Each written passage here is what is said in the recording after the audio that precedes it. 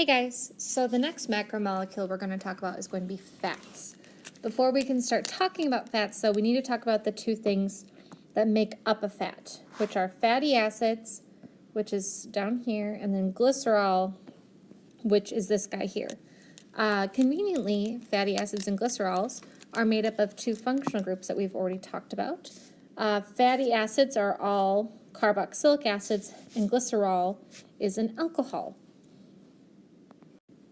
The first one we're going to talk about is fatty acids. So as mentioned before, a fatty acid is a carboxylic acid. So notice how they both have acid in the name. That can help you remember that. And fatty acids are the carboxylic acids that help make up fats. So a fat is composed of three fatty acids, and they tend to be the same kind. So as you look at these examples of fatty acids down here, you can see that they all have that carboxylic acid functional group, which if you remember, it's that C double bonded to the O, single bonded to the OH, and then whatever's on the other side. In this case, it's these long carbon chains. Some examples we have here, omega-3 and omega-6 fatty acids. I'll talk about those more in depth later. But basically, three of these help combine to make a fat. Glycerol is the other part of a fat. Now, unlike the fatty acids, glycerol is the same in every single kind of fat. So certain fats, as you probably know by now, there are different kinds of fat. There's saturated, unsaturated, trans, etc. The type of fat is determined by the type of fatty acid. But every single fat, no matter what kind it is, they all have glycerol, and glycerol looks the same no matter what. It is three carbons, all connected to one another, so you can see. And then each carbon has an alcohol functional group attached to it. If you can kind of think of it like glycerol is an alcohol. That's why it has that OL ending, because it has the alcohol functional group. So how this works, and we'll talk more about this on Monday, is basically the three fatty acids all attach to each alcohol. And it also happens through a condensation reaction, just like we did last unit. And it's also the same way how the carbohydrates form is through the condensation reaction. So an OH comes off, an H comes off, and they connect. So each of the fatty acids attaches at each of the alcohols here. And that is where we get the fancy name for a fat, which is a triglyceride. Make sure you know this. So fats are also referred to as triglycerides. Maybe you've heard about like your triglyceride levels being high or needing to watch your triglyceride intake. Maybe you haven't. Whenever they're saying that, they're basically just saying fats. So a triglyceride is a completed fat. It's not the fatty acid. It's not the glycerol. It is the combined finished product. And they call it triglyceride, tri, for the three fatty acids that attach to each alcohol here. The glycer part is because of the glycerol, so that's where the name comes from. So as you know, there are different types of fats. Probably the two most common ones are saturated and unsaturated. And like I mentioned before, the identity of the fat comes from the identity of the fatty acid. So since we have saturated and unsaturated fats, we have saturated and unsaturated fatty acids. What's interesting now, based on what we've learned so far in organic chemistry, is the structural difference between the two. So a saturated fatty acid, which then can go on to make a saturated fat, is a carboxylic acid, because it's a fatty acid, and it's all carbon-carbon single bonds. So if you look down here at the saturated fatty acid, you've got the carboxylic acid functional group right there. And then as you go down the chain, notice how all of these are single bonds. So that's it. A saturated fat is made from saturated fatty acids, which is just a carboxylic acid on a long carbon chain. An unsaturated fatty acid then is, again, a carboxylic acid, but there is at least one carbon-carbon double bond. So again, at the unsaturated example down here, you've got the carboxylic acid functional group, but notice along the carbon chain, there is a double bond. And that's it. the difference between saturated and unsaturated fatty acids, which is then the difference between saturated and unsaturated fats, is literally the difference between a single bond versus a double bond, which is kind of cool because there's a lot of differences between saturated and unsaturated fatty acids and fats as far as how we digest them and what they look like and things like that, and it all comes down to a single versus a double bond. More specifically, you can have a mono unsaturated fatty acid and a poly unsaturated fatty acid. So the one that's down here is actually a mono unsaturated because mono meaning one, there's only one double bond. A poly unsaturated fatty acid would need to have at least one more double bond somewhere along this chain. So sometimes on nutrition labels you see it broken down even farther into mono or poly unsaturated. You don't see it every single time, but that's what it's referring to, is basically how many double bonds there are.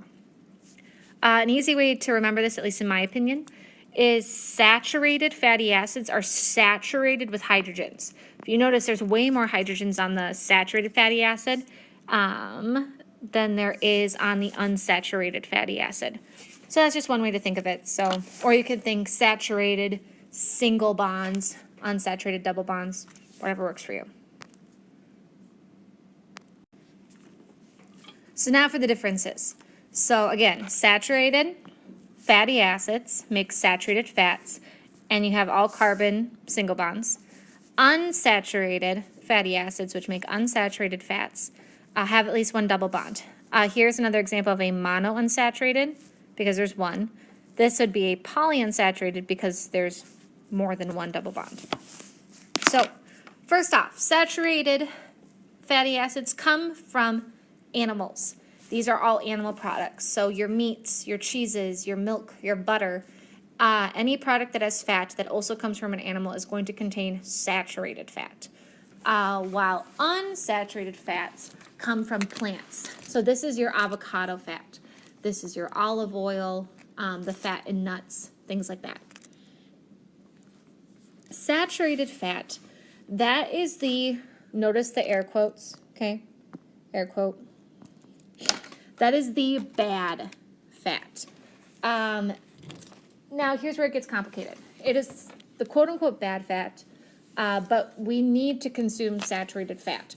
We should consume it. We need to consume it at a certain level. It's healthy. It's not inherently bad. The reason why it gets the quotes bad is because if you eat too much, it can become bad. And we tend to have a diet here in America where we consume a lot of saturated fats. We tend to consume a lot of meat, a lot of cheese, a lot of dairy.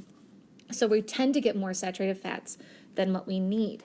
And one of the reasons that saturated fats are bad is because increased levels of saturated fats tend to equate to heart disease.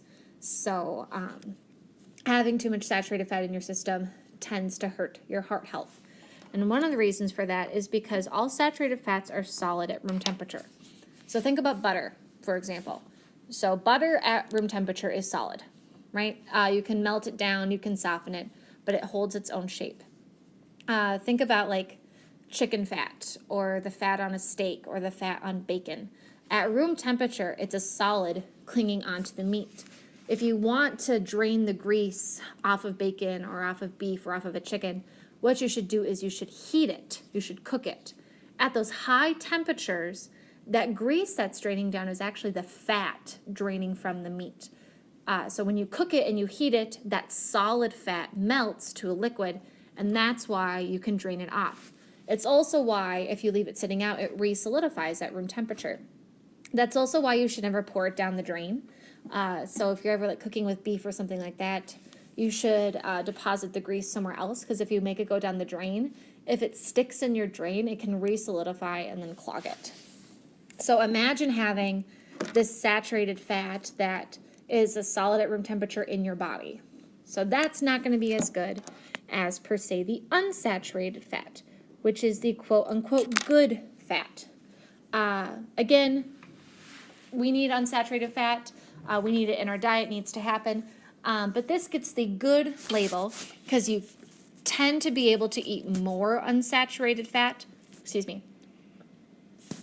than saturated fat to be healthy. Also, unsaturated fat can help lower your cholesterol levels. So we'll talk more about cholesterol next week. But basically, there's two types of cholesterol, good cholesterol and bad cholesterol. And unsaturated fats can help lower your bad cholesterol levels. That's another reason why it's good, and it's good to have more of this in your diet. Also, these are liquids at room temperature. So think about olive oil, for example, or canola oil or vegetable oil. All of those come from a plant, and all of those are liquids at room temperature. The fatty acids that you are probably the most familiar with are omega-3, omega-6, and omega-9. I know I hear about these all the time when people are like, eat your fish oil pills and get your omega-3 or omega-6, whatever fatty acids. And the reason that people want to have this in their diet is because it's really good for brain development specifically. So these guys help out with brain development, and it's also really important for babies to have high levels of omega-3, 6, and 9 fatty acids in their diet, obviously because their brains are still developing. You'll see different advertisements for different